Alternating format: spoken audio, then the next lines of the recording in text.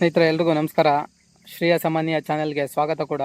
ಇನ್ನು ಯಾರ್ಯಾರು ನನ್ನ ಚಾನಲ್ನ ಸಬ್ಸ್ಕ್ರೈಬ್ ಮಾಡ್ಕೊಂಡಿಲ್ವೋ ಅವರೆಲ್ಲ ದಯವಿಟ್ಟು ಬೇಗ ಮಾಡ್ಕೊಳ್ಳಿ. ಏನಪ್ಪ ಇದು ಅಂತ ಲೊಕೇಶನ್ ನೋಡಬೇಡಿ. ಲೊಕೇಶನ್ ಬಂದಿದ್ದು ಹೊಲ್ದ ಹತ್ರ ಬಂದಿದೆ, ಅಲ್ಲೇ ವಿಡಿಯೋ ಮಾಡ್ತಾಯಿದ್ದೀನಿ. ಇವತ್ತಿನ ವಿಷಯ ಬಂದು ಪಾಕಿಸ್ತಾನದ ಬಗ್ಗೆ ಒಂದೆರಡು ಕೂತಿದಾಗ ತಲೆಗೆ ಬಂತು ಒಂದೆರಡು ವಿಷಯಗಳು. ಈ ಪಾಕಿಸ್ತಾನ ಅನ್ನೋ ದೇಶ ಹೆಂಗೆ ಅಂದರೆ, ಇದೊಂಥರ ಈ ಜೂಜ್ಕೋರ್ ಮಕ್ಕಳಿಗೆ ತಂದೆ ಸಾಲ ತೀರಿಸಿ ಸಾಕಲ್ವಾ, ಆ ಥರ ಈ ಪಾಕಿಸ್ತಾನದ ಕತೆ. 47ರಲ್ಲಿ ನಮಗೆ ಸೆಪ್ರೇಟ್ ದೇಶ ಅಂತ ಬೇಕಂತ ತಗೊಂಡ್ರ, ಆ ದೇಶನ ಸರಿಯಾಗಿ ಆಳಕ್ಕೆ ಇವ್ರಿಗೆ ಯೋಗ್ಯತೆ ಇಲ್ಲದೆ ಆ ದೇಶನ 2 ಭಾಗ ಮಾಡ್ಕೊಂಡು ಬಾಂಗ್ಲಾದೇಶ ಕೊಟ್ಟರು.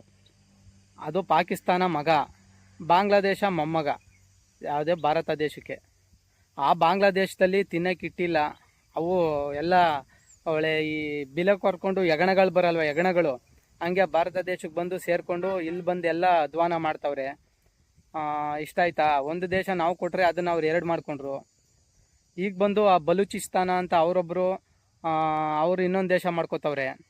ಇವ್ರಿಗೆ ಅದೇನೋ ಒಂದು ಗಾದೆ ಹೇಳ್ತಾರೆ, ಕೊಟ್ಟ ಕುದುರೆಯನ್ನು ಏರಲಾರ್ದವ ವೀರನೂ ಅಲ್ಲ ಶೂರನೂ ಅಲ್ಲ ಅಂತ.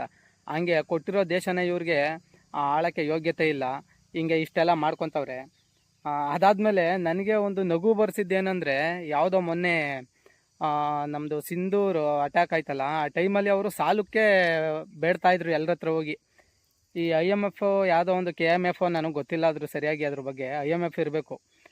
ಅವರು ಅವ್ರ ಹತ್ರ 18-20 ಸಾವಿರ ಕೋಟಿಗೆ ಸಾಲಕ್ಕೆ ಸಾಯ್ತಾವ್ರೆ ಹೋಗಿ. ಒಂದು ದೇಶಕ್ಕೆ, ಅದು ಪರಮಾಣು ಇಟ್ಕೊಂಡಿರೋ ದೇಶ, ಪರಮಾಣು ಶಸ್ತ್ರ ದೇಶ ಅಂತ ಬೇರೆ ಕರ್ಕೋತಾರೆ ಅವ್ರಿಗೆ. 18-20 ಸಾವಿರ ಕೋಟಿ ದುಡ್ಡಿಗೆ ಸಾಲಕ್ಕೆ ಗೋಗರಿತವ್ರೆ ಅಂದರೆ ನಗು ಬರುತ್ತೆ ಸ್ನೇಹಿತರೆ. ನಿಮಗೆಲ್ಲ ಗೊತ್ತಿಲ್ವೋ ಗೊತ್ತಿಲ್ಲ, ನಮ್ಮ ಬೆಂಗಳೂರು BBMP ಬಜೆಟ್ ಬಂದು 12-13 ಸಾವಿರ ಕೋಟಿ ಐತೆ.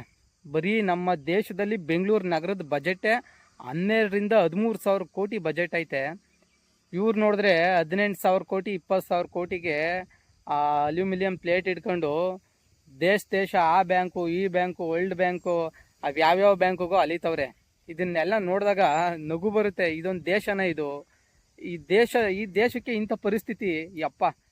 ಅದು ಇನ್ನೊಂದು ಬೇಜಾರಾಗ ಸಂಗತಿ ಏನಂದರೆ, ಆ ದೇಶ ಯಾವುದೂ ಅಲ್ಲ, ಅದು ಭಾರತ ದೇಶನೇ ಅರ್ದು ಹಂಚ್ಕೊಂಡು ಕಿತ್ಕೊಂಡು ಹೋದ್ರು. ಅದನ್ನು ಆಳೋ ಯೋಗ್ಯತೆ ಇಲ್ಲದೆ ಆ ಒಂದನ್ನ 3 ಭಾಗ ಆಗಿ, ಈಗ 3 ಭಾಗ ಇನ್ನು ಮುಂದಕ್ಕೆ 6 ಭಾಗ ಆದರೂ ಆಗುತ್ತೆ, ಹೇಳೋಕ್ಕಾಗಲ್ಲ. ಅದ್ರಲ್ಲಿ ಬೇರೆ ನಮ್ಮ ಗಾಂಧಿಯವರು ಸ್ವಾತಂತ್ರ್ಯ ವೀರ ಯೋಧರು, ಅವರು ಕೊಟ್ಬಿಟ್ರಪ್ಪ ಅವ್ರಿಗೊಂದು ದೇಶನ, ಮುಸ್ಲಿಂ ದೇಶನ ಅಂತ ಕೊಡಿಸ್ಬಿಟ್ರು. ಈಗ ಬಂದರು ಇಂದಿರಾ ಗಾಂಧಿ ಅವ್ರು ಬಂದ್ಬಿಟ್ಟು ನಮ್ಮ ದೇಶದ ಸೈನಿಕರೆಲ್ಲ ಸಾಯಿಸಿ ಕೊಟ್ಬಿಟ್ರಪ್ಪ ಅವ್ರಿಗೊಂದು ದೇಶ ಬಾಂಗ್ಲಾದೇಶ ಅಂತ ಕೊಡಿಸಿದ್ರು. ಹಿಂಗೆಲ್ಲ ಕೊಡಿಸಿ ದೇಶನ ಅರ್ದು ಹಂಚ್ಬಿಟ್ರು. ಇವಾಗ ಅವ್ರಿಗೆ ನಾವು ಕೊಟ್ಟಿರೋದನ್ನ ಉಳಿಸ್ಕೊಳ್ಳೋಕ್ಕೂ ಯೋಗ್ಯತೆ ಇಲ್ಲ, ಅದನ್ನು ಅವ್ರು ಬೆಳೆಸ್ಕೊಂಡು ಹೋಗೋಕ್ಕೂ ಯೋಗ್ಯತೆ ಇಲ್ಲ. ಒಂಥರ ನಮ್ಮ ದೇಶನ ಈ ಥರ ಮಾಡಿದ್ರಲ್ಲ. ಇವಾಗ ಅದು ಯಾರು ಅದ್ಬಸ್ತಲೈತೋ, ಯಾರು ಹ್ಯಾಂಡವರ್ಲೈತೋ ಅದು ಎರಡನೇ ಮಾತು.